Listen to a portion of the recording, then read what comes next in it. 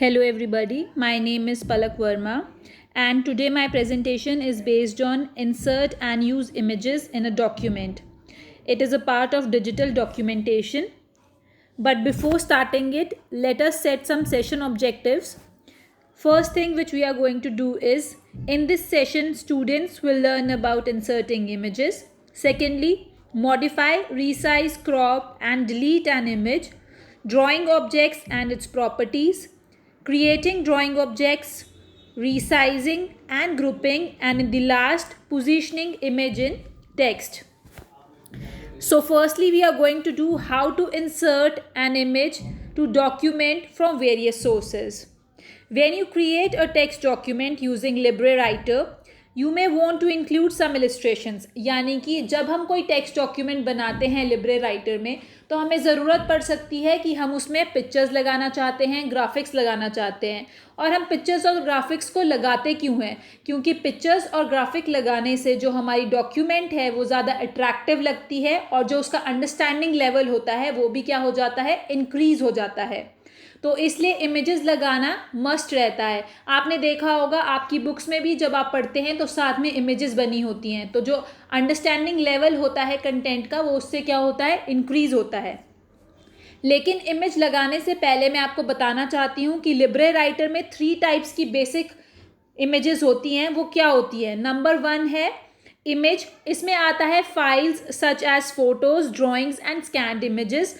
दूसरा जो हमारे पास होता है वो होता है डायग्राम्स. कभी आपको ज़रूरत पड़ सकती है कि हमने लाइंस लगानी है, हमने शेप्स बनानी है, हमने टेक्स्ट बॉक्स इंसर्ट करना है, तो वो सारी की सारी चीज़ें किस में फॉल होती हैं? ड्राइंग्स में, जिसका इस्तेमाल आप ड्राइंग टूल बार से कर सकते हैं. और जो लास्ट में हमारे पास है वो है चार्ट्स.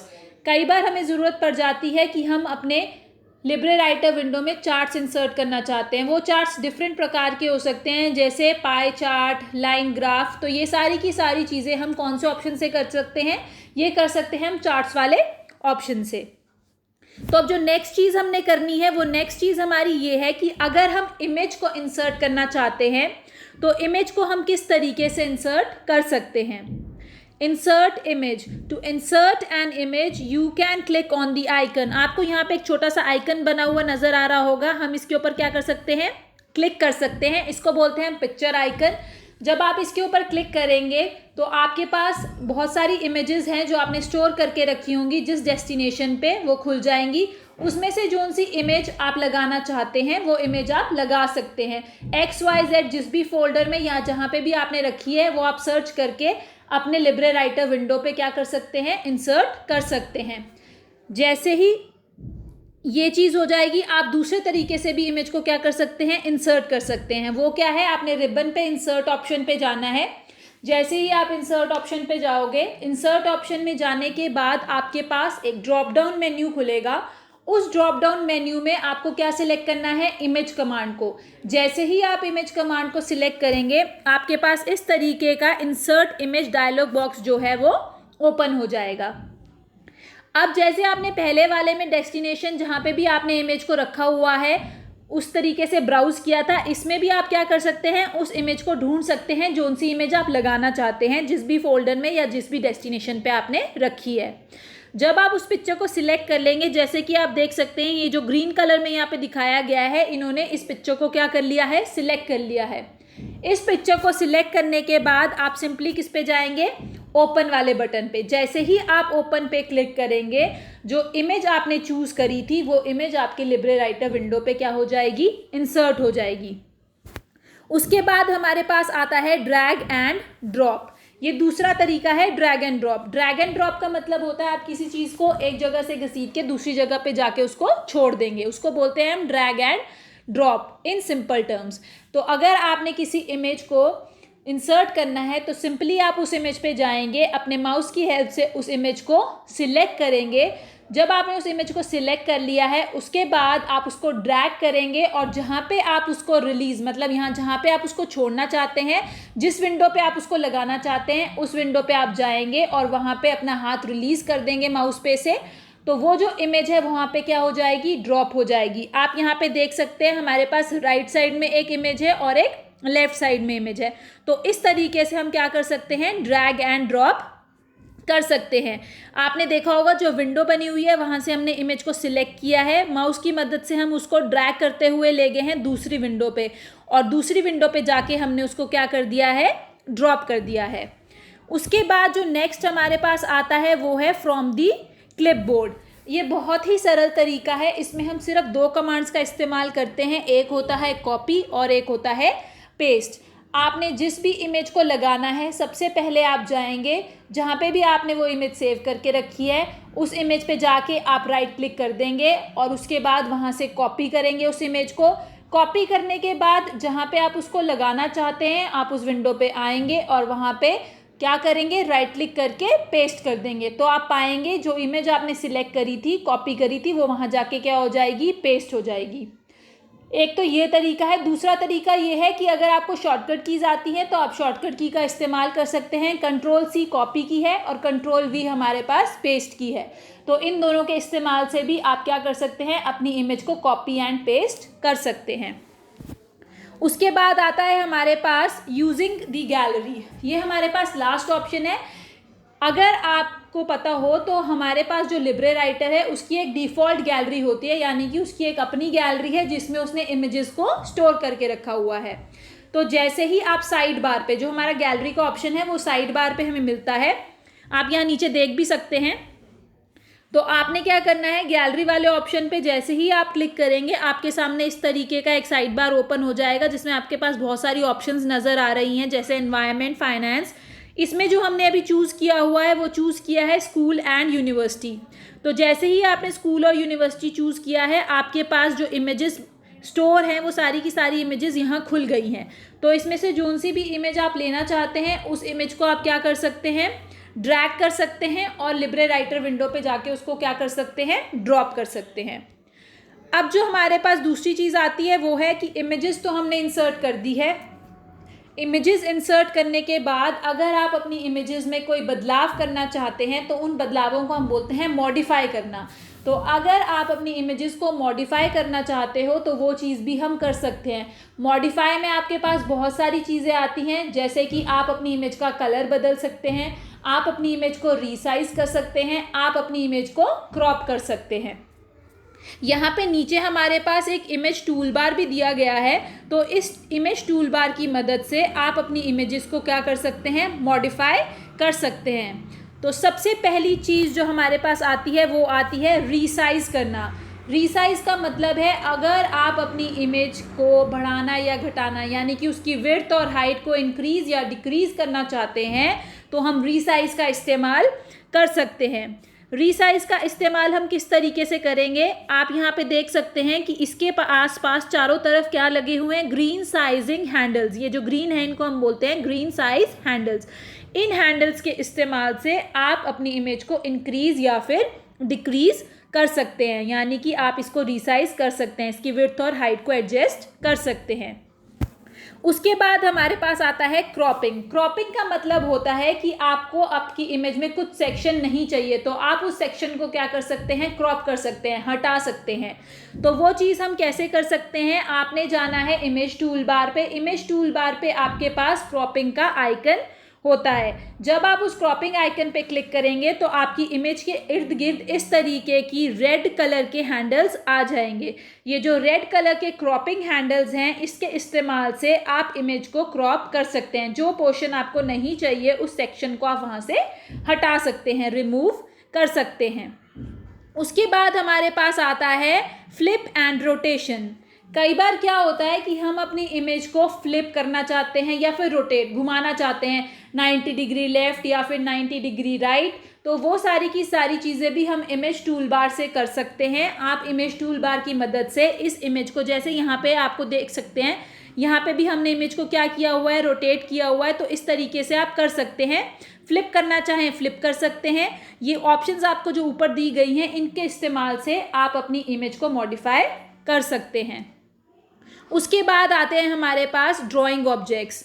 अब ड्राइंग ऑब्जेक्ट्स होते क्या हैं और इसका इस्तेमाल हम कैसे करते हैं। मैंने आपको पहले ही बताया है कि सपोज करो कि आपने डॉक्यूमेंट क्रिएट कर ली है, आपको आपकी डॉक्यूमेंट में शेप्स लगाने की ज़रूरत पड़ रही है, लाइंस लगाने की ज़रूरत पड़ रही है, टेक्स्ट बॉक्सेस बनाने की ज़रूरत पड़ रही है। तो उसके लिए हम इस्तेमाल करते हैं ड्राइंग ऑब्जेक्ट्स का। अब इन ड्राइंग ऑब्जेक्ट्स की मदद से आप क्या कर सकते हैं, अपने लिब्रे राइटर विंडो में शेप्स को इंसर्ट कर सकते हैं। आपको उसके लिए कुछ नहीं करना है, आपको जाना है ड्राइंग टूल बार पे। जैसे ही आप ड्राइंग टूल बार पे जाएंगे, अगले स्लाइड में मैंने बताया भी है कि ड्राइंग टूल बार किस तरीके से नज़र आता है। आपने क्या जाना है, ड्राइंग टूल बार पे जाना है, जो भी शेप का आपको चाहिए, रेक्टेंगल चाहिए, स्क्वायर चाहिए, आपने उसके ऊपर क्लिक करना है, उसको लिब्रे राइटर विंडो पे लेके जाना है और वहाँ पे जाके आप अपने माउस की मदद से क्या कर सकते हैं, लाइन या फिर जो भी शेप आप बनाना चाहें उस शेप को आप वहाँ पे जाके बना सकते हैं। तो मैंने आपको बोला था ये जो आपको मैंने इमेज दिखाई है अपने स्लाइड में, ये हमारे पास क्या है, ड्राइंग टूल बार है या फिर स्टैंडर्ड टूल बार आप इसको बोल सकते हैं। इस स्टैंडर्ड टूल बार की मदद से हम डिफरेंट टाइप्स की शेप्स, लाइंस, सिंबल्स जो आप बनाना चाहते हैं वो आप बना सकते हैं एज पर योर रिक्वायरमेंट। आप स्टार्स बनाना चाहते हैं, एरोज बनाना चाहते हैं, आपको वो सारी की सारी चीज़ें इस टूल बार के ऊपर मिल जाएंगी और आप आसानी से ड्रैग करके उसको अपनी विंडो पे जाके ड्रॉ कर सकते हैं। उसके बाद आता है हमारे पास फॉर्मेटिंग ड्राइंग ऑब्जेक्ट्स। अब आपने ऑब्जेक्ट्स तो बना लिए, अब आप उन ऑब्जेक्ट्स को क्या करना चाहते हैं, फॉर्मेटिंग। फॉर्मेटिंग का मतलब है आप उसका एरिया यानी कि बढ़ाना चाहते हैं, उसकी विड्थ को, उसकी हाइट को, तो आप वो भी कर सकते हैं। आपने जो ऑब्जेक्ट्स लिए हैं उसमें आप कलर फिल करना चाहते हैं, बैकग्राउंड कलर देना चाहते हैं। जैसे यहाँ पे आप देख सकते हैं एक शेप हमने बनाई हुई है और उसमें हमने क्या किया हुआ है, बैकग्राउंड कलर भी दिया है और लाइन का कलर भी दिया है, यानी कि बॉर्डर कलर भी दिया है बाहर से। तो ये सारी की सारी चीज़ें आप कर सकते हैं। यहाँ पे आप देख सकते हैं जैसे कि आपको एग्जांपल में दिखाया भी गया है कि यहाँ से line properties, area properties, text, wrap, anchor, इन सब चीज़ों का इस्तेमाल आप कर सकते हैं। When selecting a drawing object, the toolbox with the shape properties is displayed। तो जब आप कोई भी ड्राइंग ऑब्जेक्ट सिलेक्ट करेंगे तो उसका जो प्रॉपर्टीज़ वाला टूल बॉक्स है वो भी आपको नज़र आएगा और उसमें से अगर आप उसकी प्रॉपर्टीज़ को बदलना चाहते हैं तो आप उसकी प्रॉपर्टीज़ को आसानी से बदल सकते हैं। प्रॉपर्टीज़ यानी कि अगर उसका कलर, स्टाइल, विड्थ, ये सब चीज़ें आपने बदलनी है तो आप बदल सकते हैं। उसके बाद हमारे पास आता है ग्रुपिंग ऑब्जेक्ट्स। ग्रुपिंग का मतलब होता है किसी भी चीज़ को इकट्ठा करना। ये चीज़ तो आपको पता ही होगी। जब हम किसी चीज़ को इकट्ठा कर देते हैं तो जो भी काम हम उसके ऊपर करना चाहते हैं वो काम हम आसानी से कर सकते हैं।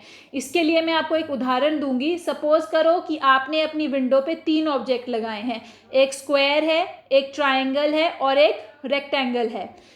तो अगर आप इसके ऊपर काम करना चाहते हैं, तीनों पे आपने एक ही काम करना है, तीनों को आपने रेड कलर देना था या फिर तीनों को आपने एक जगह से दूसरी जगह पे लेके जाना था, तो आपको क्या करना पड़ना था, एक एक करके आपने उसको मूव करना था। लेकिन जब आप इसकी ग्रुपिंग कर दोगे तो वो ऑब्जेक्ट्स क्या हो जाएंगे, इकट्ठे हो जाएंगे। उससे आपको क्या हो जाएगा, आसानी हो जाएगी। अगर आप उसको एक प्लेस से दूसरी प्लेस पे मूव करना चाहते हैं या उन ऑब्जेक्ट्स के ऊपर कुछ काम करना चाहते हैं, फॉर्मेटिंग करना चाहते हैं, तो वो सारी की सारी चीज़ें क्या हो जाती हैं, आसान हो जाती है। तो ग्रुपिंग का सबसे बड़ा प्रॉफिट यही है। अब हमने ग्रुपिंग करनी कैसे है, आप यहाँ पे देख सकते हैं। सबसे पहले तो आपने जो जो ऑब्जेक्ट्स ग्रुप में लेने हैं उनको सिलेक्ट करना है। तो उनको सिलेक्ट कर सकते हैं आप शिफ्ट की मदद से। जब आप उनको सिलेक्ट कर लेंगे तो आपके पास एक रेक्टेंगल बन के आ जाएगा जो ये दर्शाएगा कि आपके जो सारे ऑब्जेक्ट्स हैं वो सिलेक्ट हो चुके हैं। जैसे ही वो सिलेक्ट हो जाएंगे उसके बाद आप राइट क्लिक करके किस ऑप्शन पे जा सकते हो, ग्रुप, क्योंकि हमने क्या करना है, ऑब्जेक्ट्स को ग्रुप करना है। तो आप ग्रुप वाले ऑप्शन पे जाओगे और जैसे ही आप ग्रुप वाले ऑप्शन पे जाओगे तो जो आपके ऑब्जेक्ट्स हैं वो इकट्ठे हो जाएंगे। When objects are grouped, any editing operations carried out on the group are applied to all objects। ये मैंने आपको पहले ही बता दिया है। आप कोई भी एडिटिंग करेंगे तो वो सारे के सारे ऑब्जेक्ट्स पे रिफ्लेक्ट होगी। If you click on one object in the group, the whole group is selected। और एक और चीज़, कईयों को लगेगा कि मैम ग्रुप कर दिया, अब क्या है हमें डिफ़िकल्टी, अगर हमें अलग अलग काम करना है तो आप किसी भी पॉइंट पे ग्रुप को अनग्रुप कर सकते हो, यानी कि उन ऑब्जेक्ट्स को आप किसी भी पॉइंट पे अलग अलग कर सकते हो।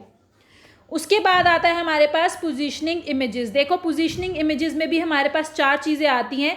When you add an image to a text document, you need to choose how to position it with respect to text and other images। यानी कि आप डिसाइड करेंगे कि अगर आपने टेक्स्ट लिखा है तो आपकी जो इमेज है वो किस प्रकार से लगनी चाहिए, कहाँ लगनी चाहिए, उसकी पोजीशन क्या होनी चाहिए। तो पोजीशनिंग इमेज में भी 4 चीज़ें होती हैं, text wrapping, alignment, anchoring and arrangement. इसमें जो हम पहली चीज़ पढ़ेंगे वो हमारे पास है टेक्स्ट रैपिंग, कि टेक्स्ट रैपिंग में हम क्या कर सकते हैं। अब आपने ध्यान से देखना है, text wrapping refers to the relation of images to the surrounding text. तो जो हमारी टेक्स्ट रैपिंग है उसका रिलेशन क्या है, इमेजेस के साथ भी है और टेक्स्ट के साथ भी है जो उसके आसपास है। विच में रैप अराउंड द ग्राफिक, तो उसको हम ग्राफिक यानी कि इमेज के आसपास क्या करेंगे, रैप करेंगे। अब ये डिफरेंट तरीके से हो सकता है, वो डिफरेंट तरीके आपको यहाँ पे दिए गए हैं। देखो किस किस प्रकार की रैपिंग हमारे पास हो सकती है। सबसे पहले जो हमारे पास है वो है नो रैप। अब नो रैप में क्या होता है कि यहाँ पे आप इमेज में देखो, इमेज से आपको ज़्यादा अच्छी तरह से समझ आएगा। जो हमारा ग्राफिक है वो बीच में है और जो टेक्स्ट है वो ऊपर है नीचे है, लेकिन जो हमारी इमेज है उसके लेफ्ट और राइट में कुछ नहीं है। तो नो रैप में ऐसा ही होता है कि with the option the text is placed above and below the image. तो टेक्स्ट ऊपर होगा नीचे होगा, लेकिन आइदर साइड पे नहीं होगा। और इस रैपिंग का हम इस्तेमाल भी काफ़ी ज़्यादा करते हैं। उसके बाद जो दूसरा रैप है वो है पेज रैप। अब पेज रैप में देखो जो हमारा टेक्स्ट है वो ग्राफिक के आसपास है, यानी कि सारी तरफ से टेक्स्ट ने उसको क्या किया हुआ है, सराउंड किया हुआ है। The text flows around the image, moving the image around the page causes the text to be rearrange to fill the space to the left and right of it. तो जैसे जैसे आप टेक्स्ट ऐड करते रहेंगे वो अपने आप को क्या करता रहेगा, एडजस्ट करता रहेगा, ताकि उसके जो आसपास की स्पेस है वो फिल्ड रहे। उसके बाद है optimal page wrap. Optimal page wrap में क्या होता है, यहाँ पे आप इमेज में देख सकते हो कि मार्जिन से 2 सेंटीमीटर इधर आपके पास टेक्स्ट नहीं होगा कोई भी। Optimal page wrap prevents text from being placed to the side of the image if the spacing between the image and the margin is less than 2 centimetre.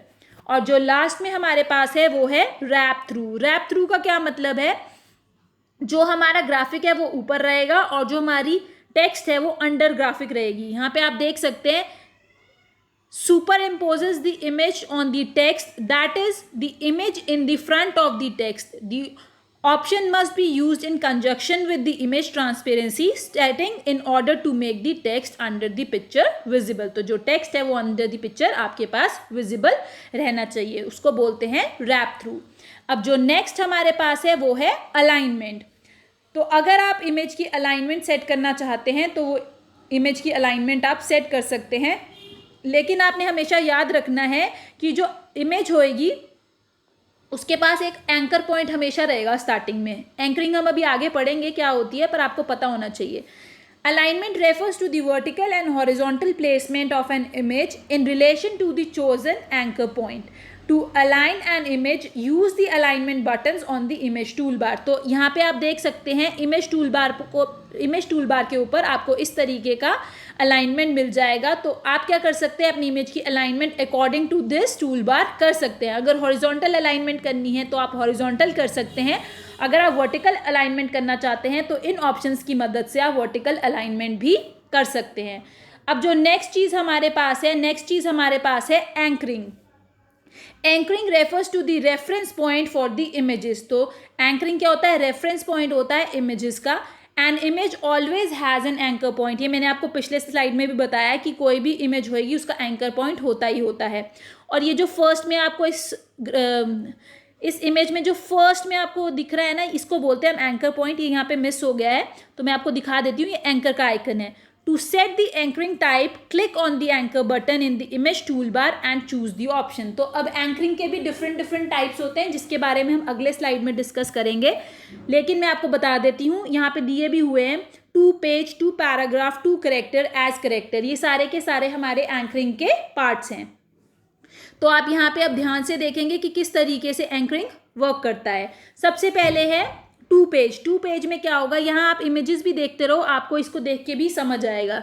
2 page में होगा the graphic keeps the same position in relation to the page margins, it does not move as you add और delete or other images. तो जैसे ही आप कुछ भी delete करेंगे, add करेंगे, तो ये वाला जो ग्राफिक है इस पर कोई फर्क नहीं पड़ेगा। ये क्या करेगा, keeps the same position. Page के रिलेशन में ये अपनी पोजीशन को क्या रखेगा, वैसा का वैसा ही रखेगा, चाहे आप मूव करो, चाहे ऐड करो, चाहे डिलीट करो। उसके बाद आता है 2 पैराग्राफ। 2 पैराग्राफ में क्या होता है, और इसको हम सबसे ज़्यादा यूज़ करते हैं 2 पैराग्राफ वाले को।